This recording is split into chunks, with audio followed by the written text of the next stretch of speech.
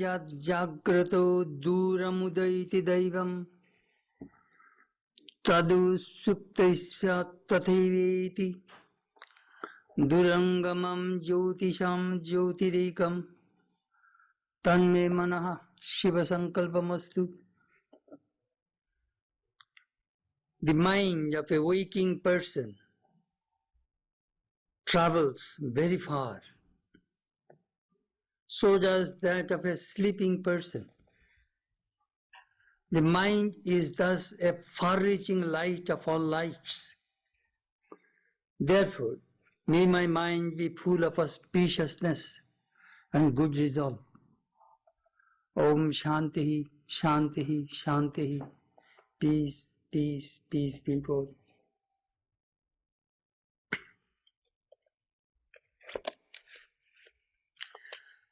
This morning our subject is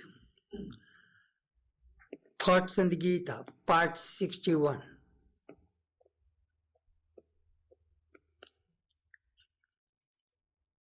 Gita.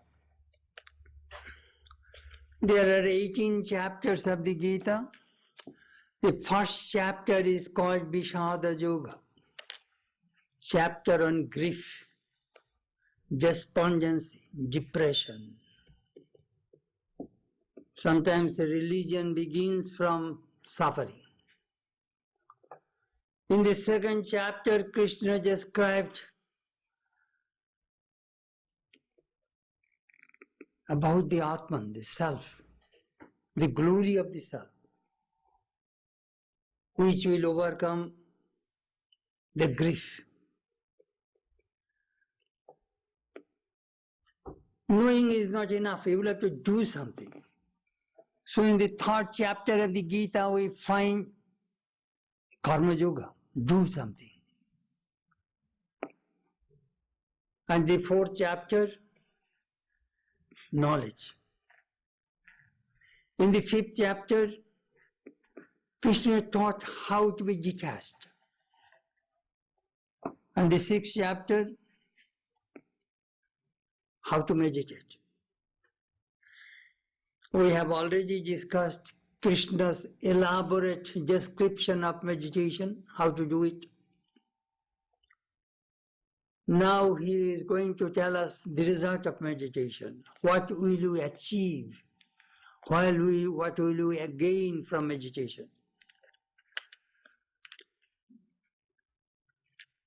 Nowadays there are so many meditation techniques are available in the spiritual supermarket as well as in the internet.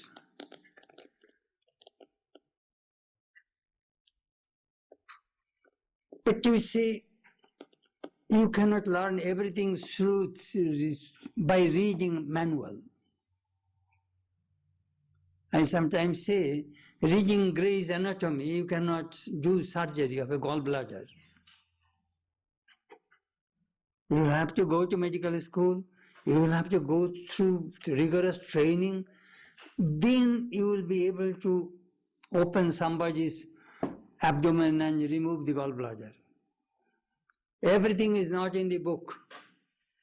So meditation, you must learn from a teacher.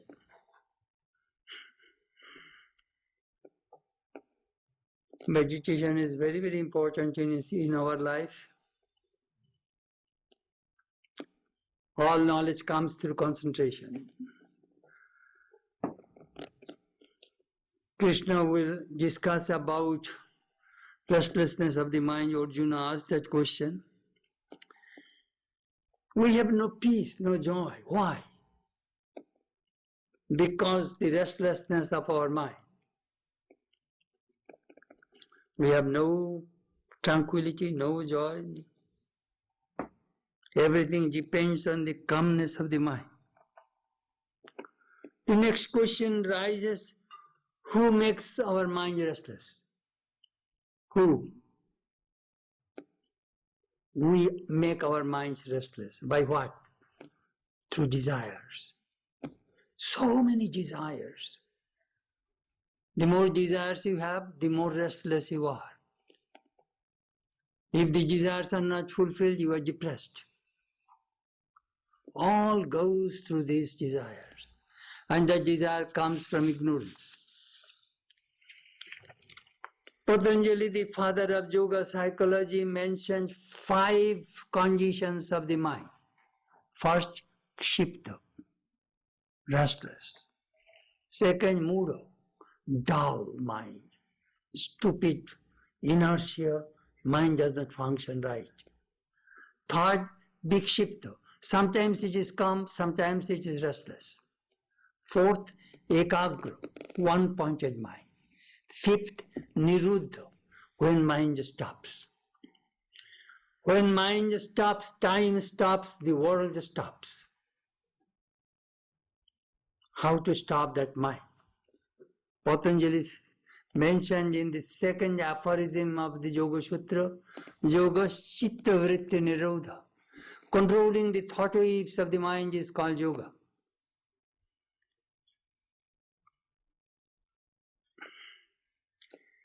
Who can control the mind? Only mind can control the mind. How do you clean your body? You take soap in your hand, you clean this body. So with the body, you clean your body. Same way, you clean your mind by your mind. Mind, how it plays. The mind says, I shall rob that person. Again, the same mind says, do not rob, you will go to jail. You see how mind is playing? That is the beauty. Vedanta says, Manaiva karanam bandha mokshayoho. Mind have bondage and liberation, both are in the mind. If you think you are free, you are free. If you think you are bound, you are bound. If you think you are a sinner, you are a sinner. If you think you are pure, you are pure. How is it possible?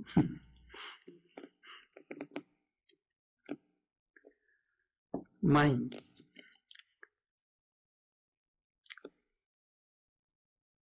You lighted your fireplace. Good fire. But if you do not add any more fire, the fire eventually will extinguish. Similarly, the mind. Your mind will come if you do not feed any more desires. Which is desire, that is the food of the mind. Do not feed the mind. Mind will automatically come down. So how to clean the mind?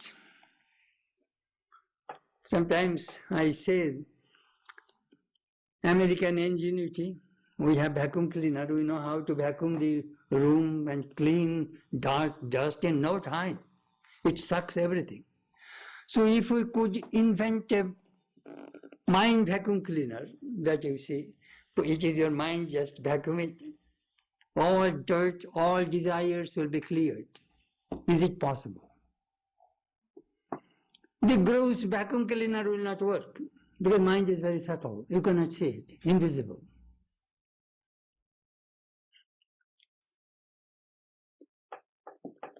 Sri Ramakrishna gave a very beautiful instruction how to clean the mind through tears. Cry to God.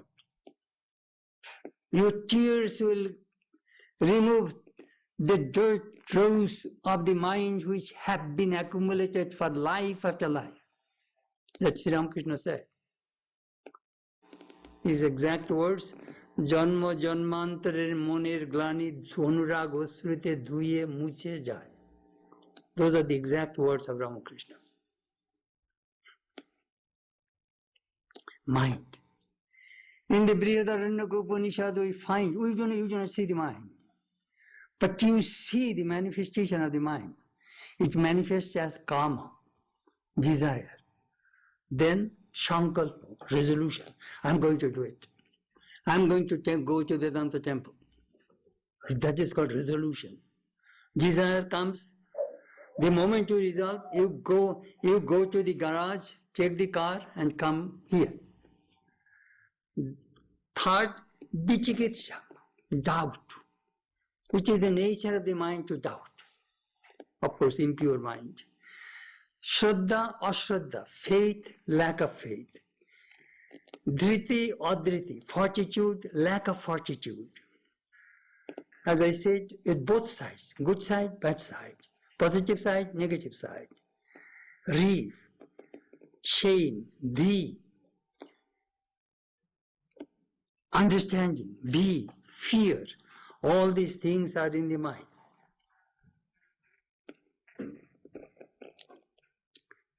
Both Patanjali and Krishna said, only two ways you can control the mind. Abhyasa vairagyabhyam nirodha. By repetition of practice and non-attachment. These are the two ways you can bring the mind under control. That we are going to talk about.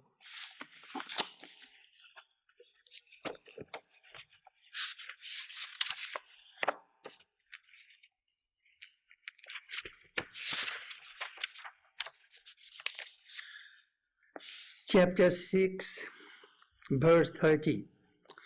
Yomam pashyati sarvatra sarvam jamai pashyati tasyam na pranashyami sachame na pranashyati.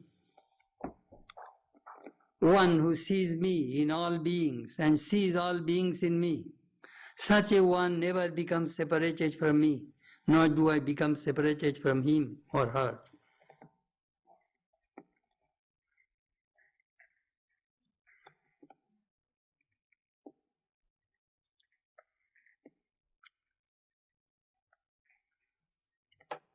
Very interesting verse.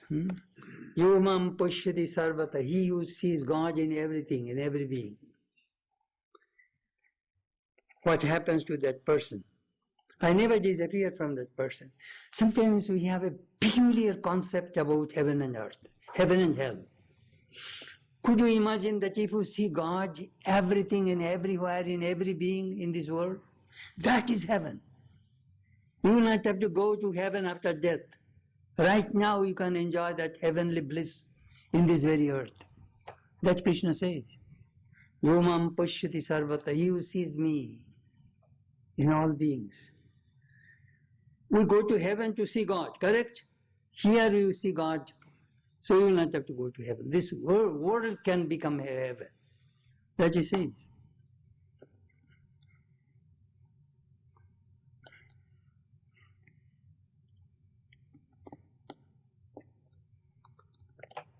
God does not dwell in an wooden image or a stone image or in metallic image. God dwells according to your bhava, mood, spiritual mood, feelings.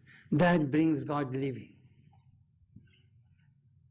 That is the reason we go to the temple, we go to the church, because we find a beautiful atmosphere, those beautiful deities. They awaken our God consciousness. That is the reason we go to the temple, the places of worship.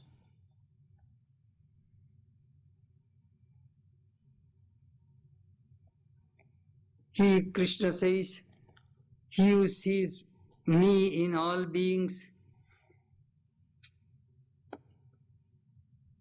Putani Bhagavati, and sees all beings in me, he is the supreme devotee. What happens if you see God in everything, in every being? Upanishad tells us, Tatuna Bijushat. You cannot hate anybody. Whom will you hate? If you see God in everything, in every being, you cannot hate anybody. Moreover, you will be free from grief. Tatra ko moha ka shoka. Free from grief, free from delusion.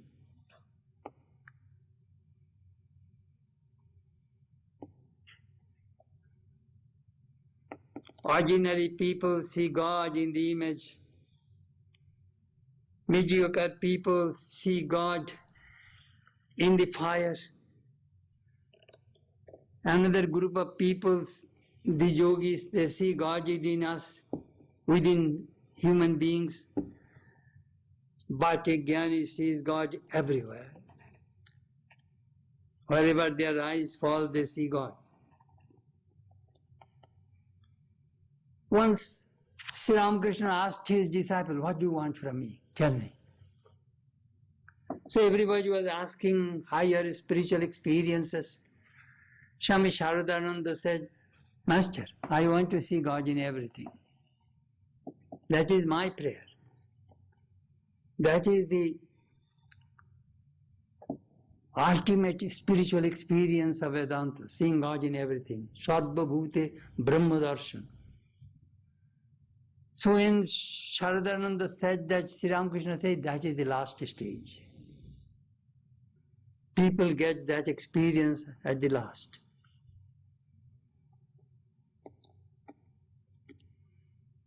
It's a beautiful verse.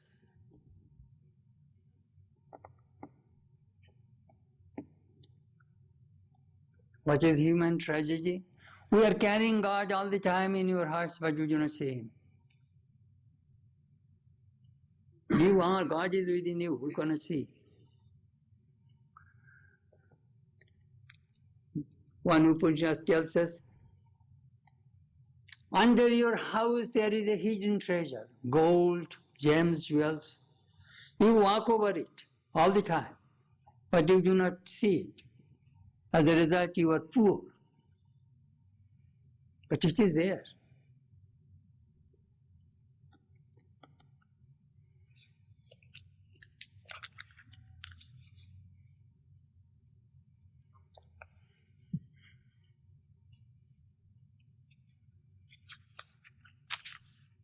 Next verse. Sarvabhuta sthitam yomam bhajati katva astitaha sarvata vartamanopi sa yogi mayi vartate. One who, being established in unity, worships me, who am dwelling in all beings, whatever his or her mode of life, that yogi abides in me. This is another. These are the results of meditation. After deep meditation, what will you achieve? That Krishna is talking here.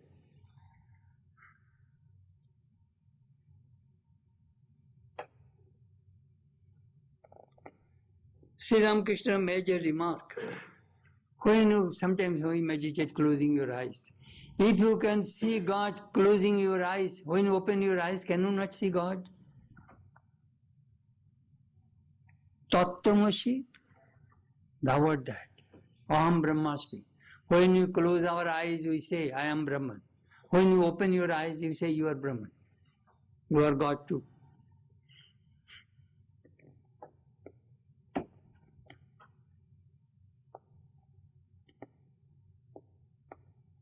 Sometimes try to bring Vedanta in a little practical way. The person you love, and if that person comes to visit you, what do you do?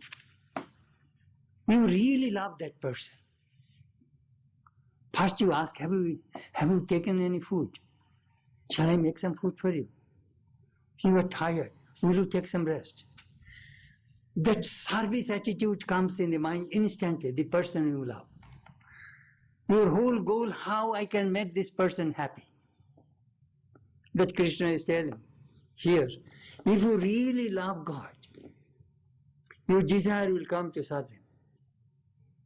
We are not seeing that God with four hands or whatever you may call it, but we see the living gods. Each human being is God. That's Swami Vivekananda taught us. বহুরূপে সম্মুখে ছাড়ি কোথা খুঁজিছে ঈশ্বর জীবে প্রেম করে যেই জন সেই জন সেবিছে ঈশ্বর. Living, these living gods, where are you running around? Serve, worship these living gods. Those who worship the living gods, that is real worship. That Swami Vivekananda said, that is practical Vedanta. That is the reason when a sick person comes, we worship that person with medicine. When a hungry person comes, we worship that person with food. When an ignorant person comes, we worship that person with learning. When a rich person comes, we worship that person with spirituality. So according to person we worship. A rich person does not need food.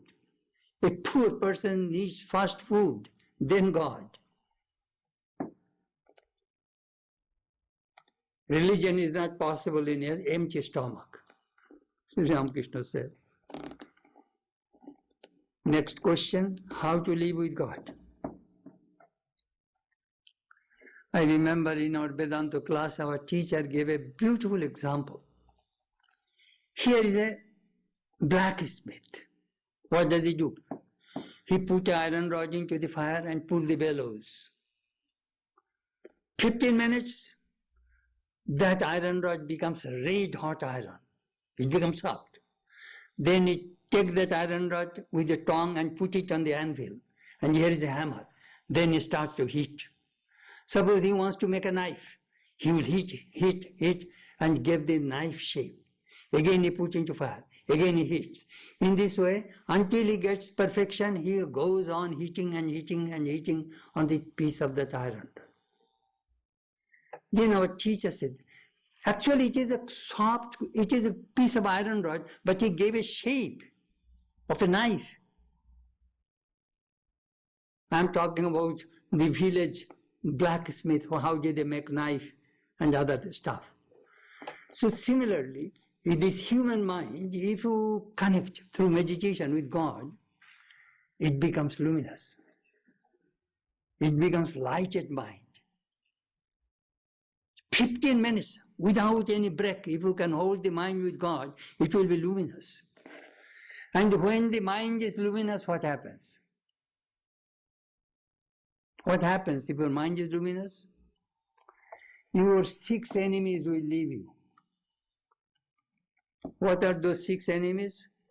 Lust, anger, greed, delusion, ego, and jealousy. Human beings carry these 6 enemies inside, in the mind. So when the mind is luminous, lighted, they cannot bear the light. Thieves always like darkness, you see. If they house all around big light, they do not dare to come in. So that is the way it works. How to live with God. This human being, Sri Ramakrishna, had a vision in Dakshineshwar. He saw a light came out from the deity. That light touched Sri Ramakrishna, and same light touched the Bhagavatam, the scripture. This vision gave him this knowledge that God, devotee, and the scripture, all 3 are one.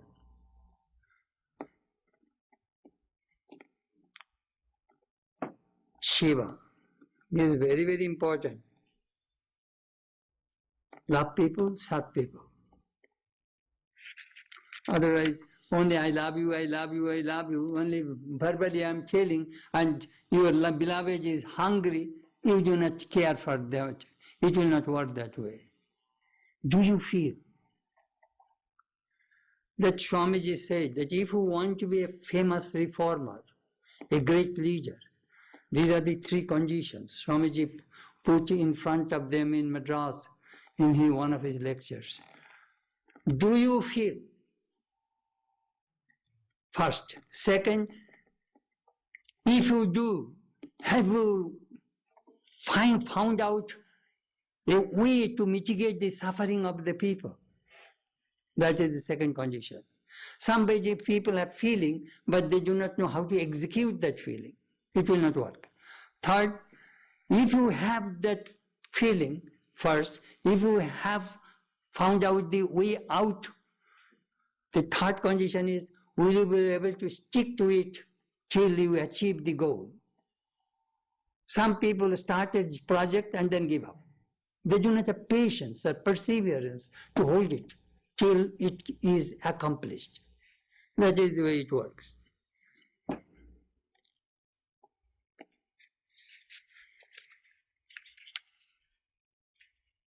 Sarvatha Bartamanopi Sajogi Moi Bartate.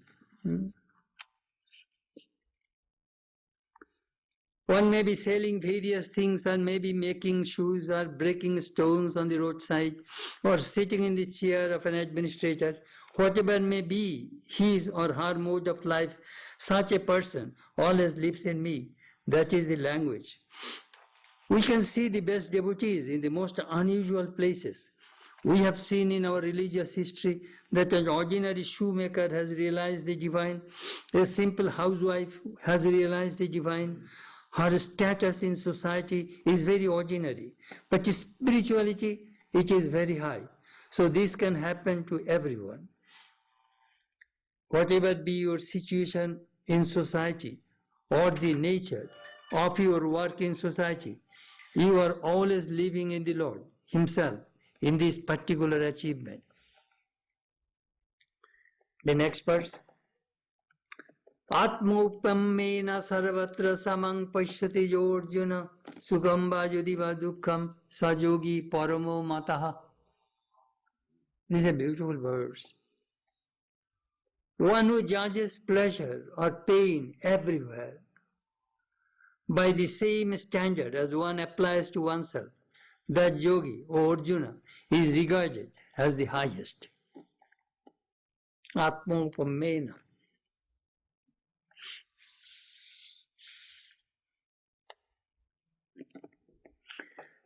This verse reminds us the golden rule of all religions. I shall read all golden rules. Buddhism says, hurt not others in ways that you yourself would be hurtful, would find hurtful. Christianity, do for others what you want them to do for you. This is the meaning of the law of Moses and the teaching of the prophets. Matthew 7:12.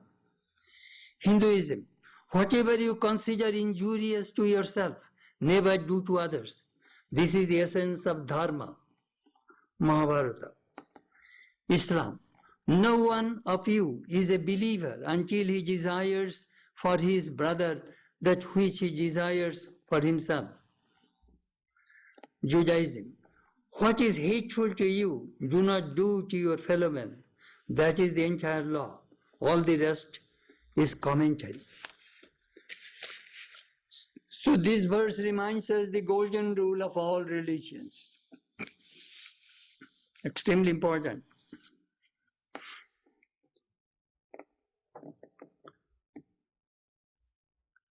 When Buddha would sit for meditation, he would send message to the east, west, south, north.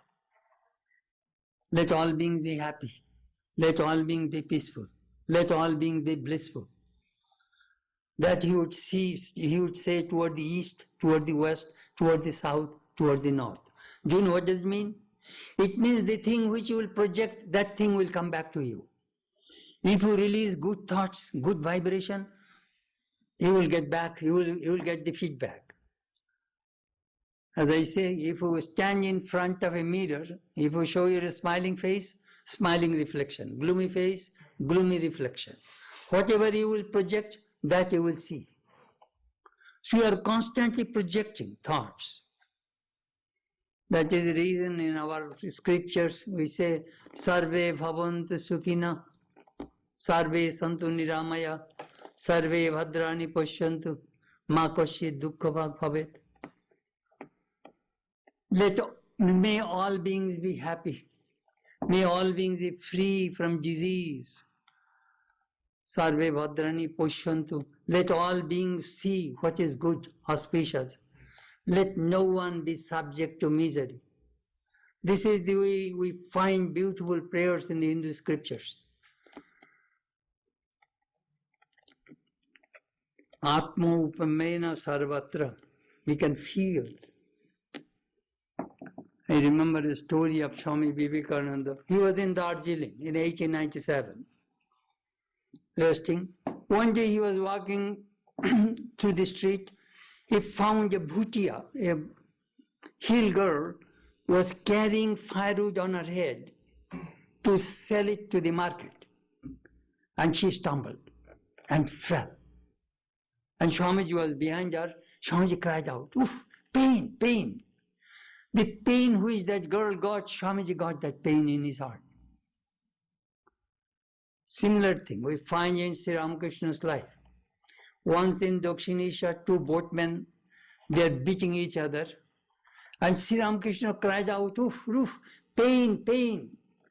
His nephew came and saw all these marks on Sri Ramakrishna's back. How is it possible? Atma Upamena. He connected himself all beings. Those who are illumined souls, avatars, they feel that way. Your pain is my pain. Your happiness is my happiness. That is the highest spiritual experience one can have. But Swami, I can get millions of happiness, millions of unhappiness also. There is a famous school in Vedanta called Eko Jivovad. Only one soul. It is a famous philosophy. Just a few days ago, I was translating a story of Holy Mother's life. She was very much scared about surgery. So Yoginma, another woman, devotee, had a big abscess. So Holy Mother was putting that some village mud, the Shingobahini Mati, she was putting there thinking that will cure the abscess. It didn't. So the surgeon came and wanted to operate it. She went to the shrine and started to repeat the mantra. Then when the surgery was over, she came out, "You must got hurt." Holy Mother was so sympathetic to that Yoginma, I cannot tell you. Feeling, but that pain she can feel. How is it possible? We are very selfish. We do not feel for others.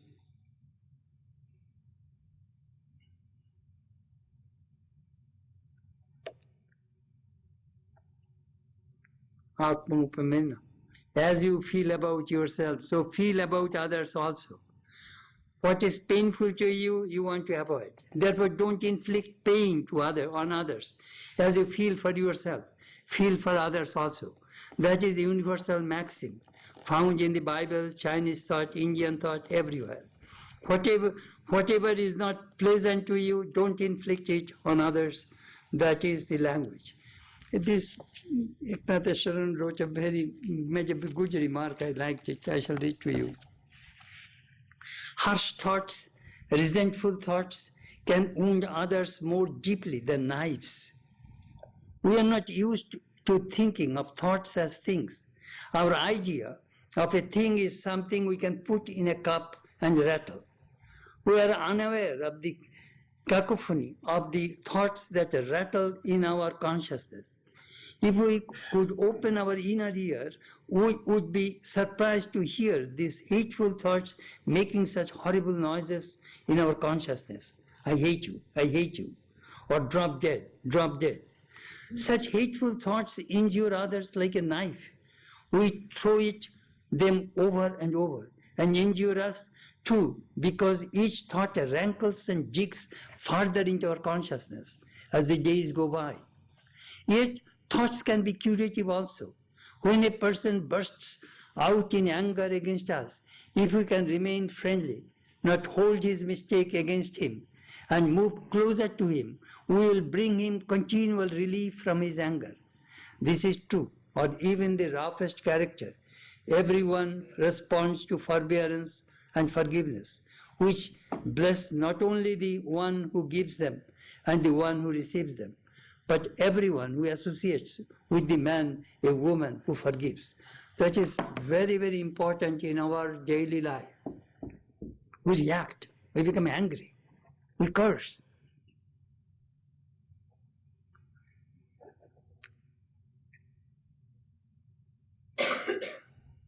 Swami Vivekananda one day scolded Swami Sharadananda.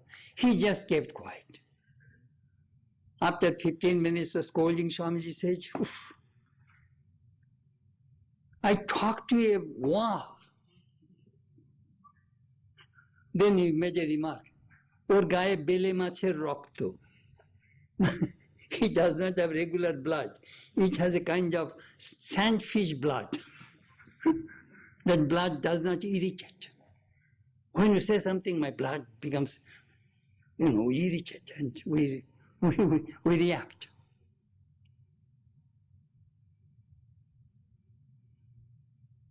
Another time I remember once Swami Brahmananda scolded Swami Virajananda. He wanted him to bring a document from Calcutta, and he didn't. Then he scolded. Then he said, he did not respond at all. What is the matter? Then he asked, did somebody ask you? I asked somebody to ask you to bring that document from Calcutta. Did he tell you? No, Swami. Then, my goodness, I scolded an innocent person. Then he apologized. Then he said, Swami, it is just perfectly all right. Your anger, that scolding will go somewhere. It has come to me. I took it. I protected another person who made a mistake. Then Swami said, you are really a great soul. That poison, that anger which is going to some other person, he absorbed it. I saved him. I took it. I absorbed it. That is called Atma Upamana. Sometimes we read these verses of the Gita and we check. Does it still, these teachings, 2,500, 3,000 years ago, these teachings are given, still is there any validity of these teachings or not? They are our validity. There is a validity.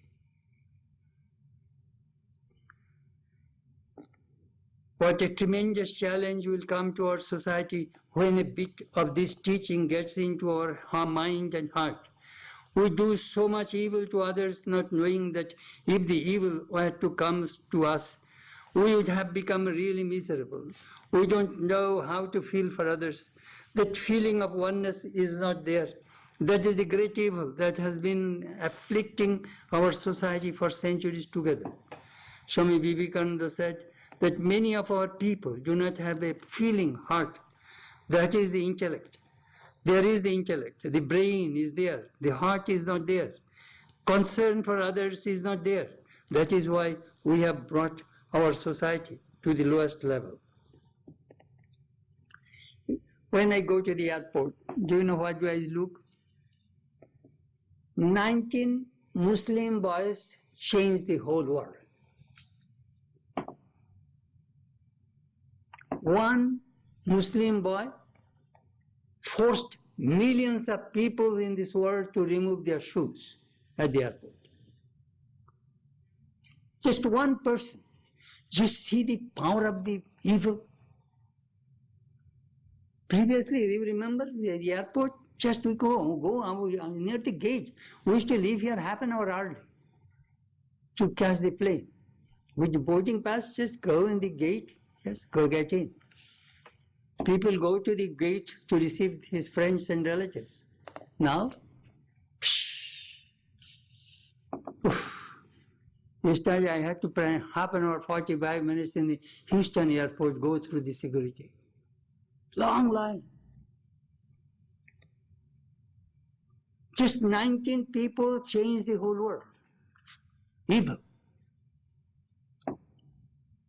And they get joy, destroying thousands of people. Same thing we can do about goodness.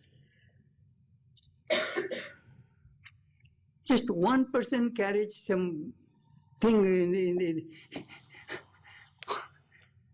everybody, whatever you may be a sleeper, all shoes should be off. And millions of people travel every day all over the United States and all over the country. Shoes should be taken off. One person forced us to do these things. We did not feel that how it will hurt others. A jihad and all this hinja, hatred, the destructive force, how it affects our society. Same way, good force also affects our society. We shall have to produce good people. That Politics cannot bring that thing. Spirituality, religion can bring those kinds of people in the society.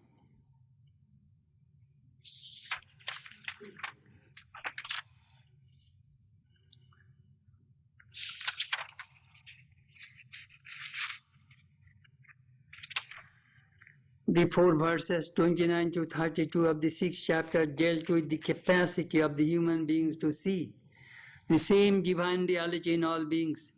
This was declared as a fruit of this inward meditation. The Gita's main yoga is connected with daily life and work. But meditation yoga has something to contribute to this yoga of the Gita, which is integral yoga. All aspects of his spiritual life are combined together. So one chapter is devoted to this great subject of meditation. We studied earlier the verses dealing with these subjects, and the last 4 verses in this section refer to this great achievement of samadrishti, samabhava, as a result of that meditation. Meaning equality, equanimity.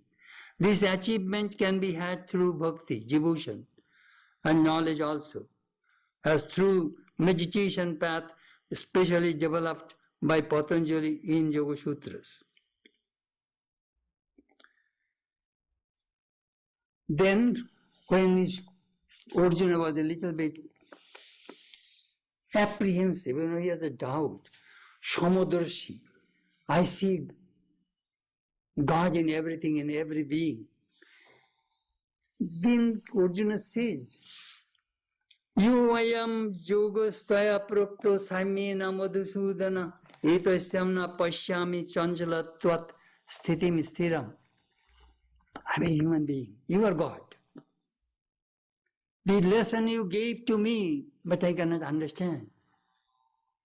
This yoga which has been taught by you, O slayer of Madhu, as characterized by the vision of equality, I do not see the possibility of its lasting endurance owing restlessness of the mind.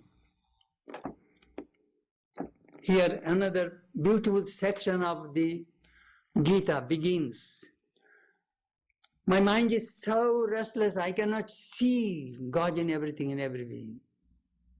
I understand your lofty teaching, great teaching, but I cannot feel, I cannot see.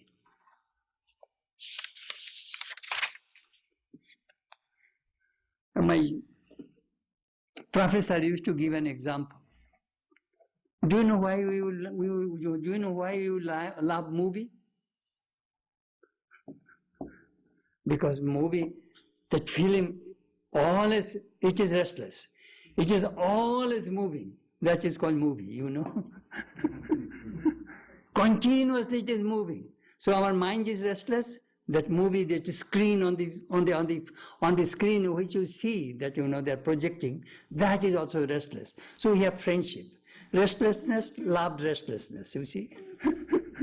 Our professor used to tease us. You boys, you love movies, that is the reason. You are restless, movie is also restless. So we have good friendship. One chance all. This yoga, this meditation yoga and its result, that seeing God, that equality, all these things, I cannot say it. I'm a human being. I have problems. I have desires. I have doubts. I have restlessness. I have greed. I cannot say it.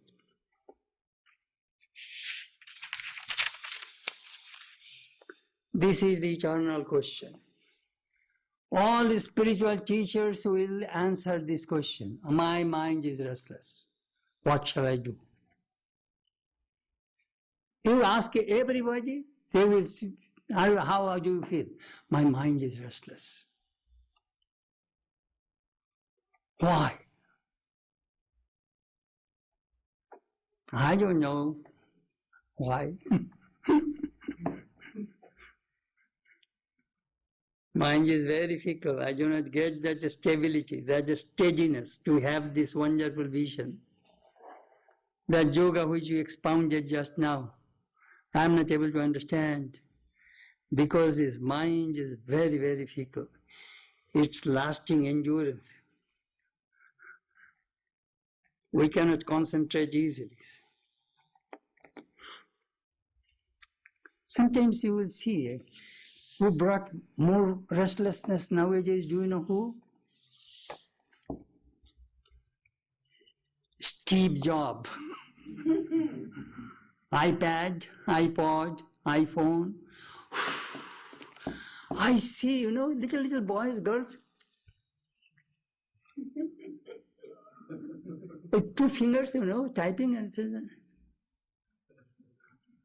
that iPad, iPod brought tremendous restlessness now. So many, everything, whole world in that small iPad and iPod. Amazing. And people are going and, if you do not have an iPad, you are backdated. You must be, you must have an iPad.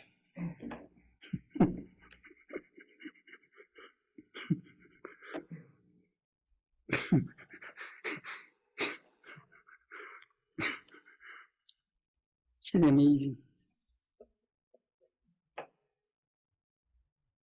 Really, I see young people. Do you know what is the problem now? They cannot concentrate. Their reading habits are very poor. Writing habits, more poor.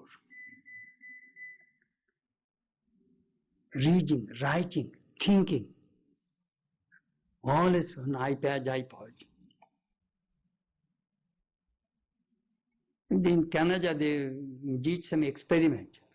One community, no television. Another community has television. And the children of the both communities, they are comparing that how they develop after 5 years, 6 years. They found the community which has no television, those boys and girls are very studious, serious, they're good thinkers, and they make good results in the school than the people, the children who were brought up with television. Restlessness.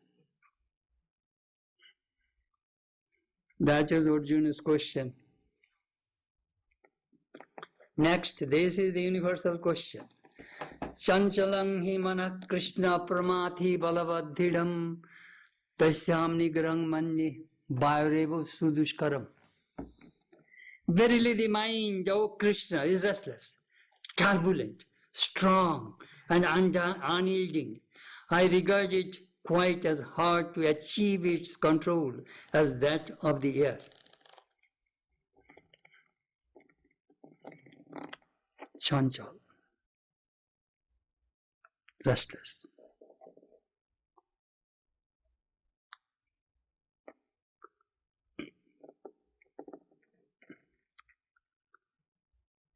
Body, mind, restless. Some people you will see, they move their legs. That is a sign of tremendous restlessness. According to Patanjali, that is a disease. Dormono. That Angamejayatto, according to Patanjali. You will see they are sitting there, moving their knees and moving their hands. They move like that. It is a bad sign. Chanchalam, Deho, Indriyo. Some people I see, all his eyes are moving, restlessness. When Mahatma Gandhi was taken to a place to visit, whatever people show, only he sees that thing. His mind, his eyes does not go this way. Deeply concentrated mind. Control over the senses, control over the mind. Second adjective, first is chanchalam. My mind is restless. My body and senses are restless. Second, forceful. It is so forceful that, I cannot stop it. It is beyond my control to stop the mind.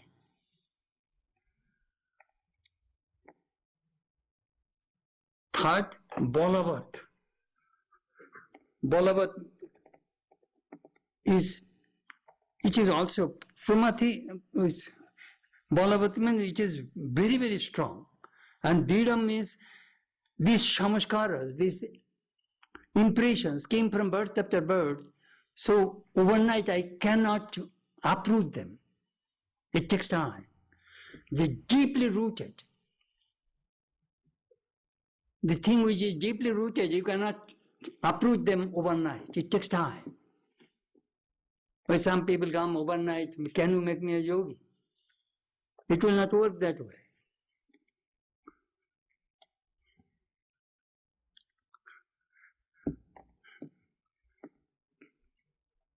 Bioribo, that is a beautiful word. Can you control the wind? Can you control the tsunami? Can you control tornado? Can you control hurricane? No. Even the President of the United States, all the army, all the arms and ammunitions, you use it to stop tsunami or tornado? You cannot do it. Mother Nature is so powerful. No power can stop it. That Krishna, Arjuna says, Arjuna is comparing the vigorousness, the power of that mind, that how to control it. It is easy to control the wind, but it is not easy to control the mind. It is a nice simile. Pramati, Balabadira. Mind is just like a mad elephant.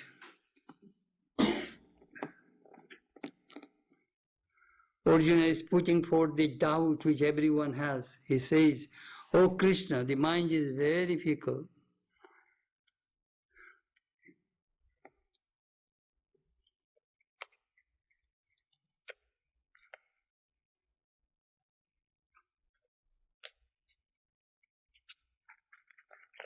Swamiji gave a comparison of the monkey.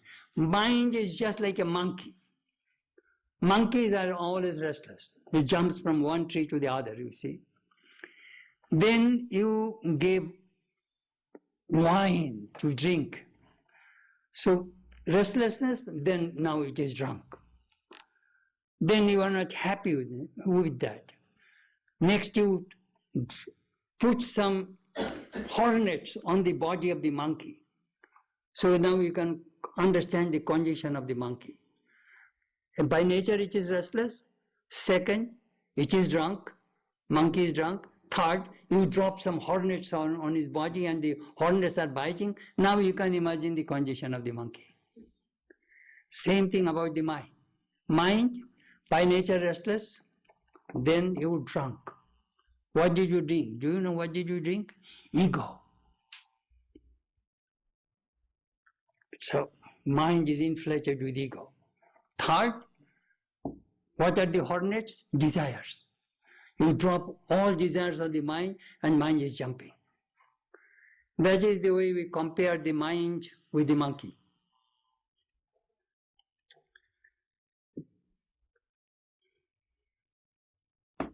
Then Krishna answered, Asamshayam mahabahu monodurnirgriham chalam adhyasena tu kaunteya vairagyena cha grijjati.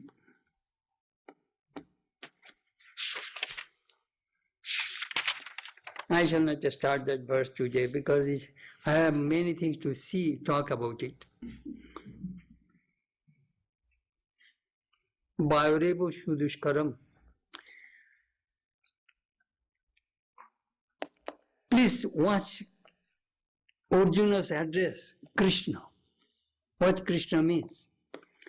First meaning is Jananam Papanam Karshati iti Krishna. Who Karshati means plowing. In India, they have a blade of the plow and two bulls, pull the plow and they break the land. That is called Karshan. So what does it do? Krishna He will break all of your sins, papanam, all of your bad karma, He will destroy. Second, bhaktanam akurshati iti Krishna. He attracts the minds of the devotees, continuously attracting. That is the another reason. So Krishna, He is addressing that you are Krishna. You are my friend, you are my cousin, you are my guru, you are my charioteer, you are my goal. I have problem. I cannot tell my problem to everybody. You will have to do something for me. The great lesson of that equality, seeing God, everything, all this big thing, stuff you told me, I cannot feel it. I do not see it.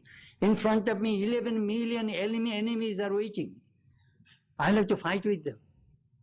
And you are telling them me that see God in everything. How is it possible? You know, Gita is a very, very interesting scripture. Extremely practical. Krishna will answer.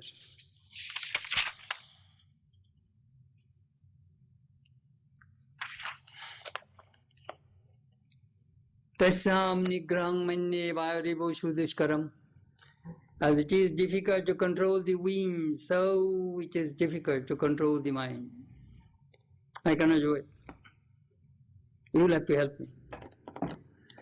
So Krishna will give the medicine. Two things He asked him to do. Abhyas, by repetition of practice, and by detachment. These are the two ways you can control the mind. There is no third way. Abhyas. Patanjali also says, Abhyasa vairagyabhyam ta nirodha. One can control, you can bring the mind under control by repetition of practice and renunciation. Practice, how long shall we practice? Patanjali says, Satu dirghakala noirantarja tatkara sevita dira bhumi. Dirghakal, long time. Noirantarja, uninterruptedly. We practice. Oh, Swami, some people come and say, Swami, how long shall I meditate? If I do 15, I say 1 hour. If I do 15 minutes, they bargain. They come and bargain. Swami, can I do a little bit less?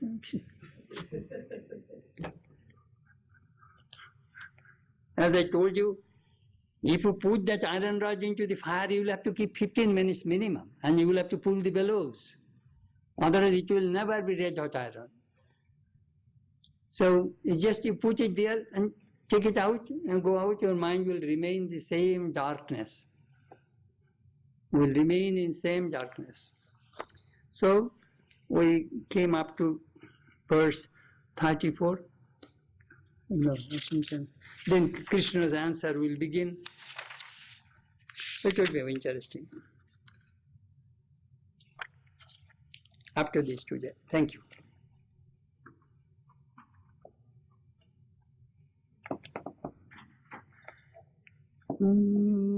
Atma me shuddhantam jyotiraham virajabi papma bhuyasam. Antaratma me shuddhantam jyotiraham virajabi papma bhuyasam. Paramatma me shuddhantam jyotiraham virajabi papma bhuyasam. Om Shanti Shanti Shanti. May my body become pure. May I be free from impurities and ignorance. May I realize myself as the light divine. May my mind become pure. May I be free from impurities and ignorance. May I realize myself as the light divine. May my soul become pure. May I be free from impurities and ignorance. May I realize myself as the light divine. Om Shanti Shanti Shanti. Peace, peace, peace be all.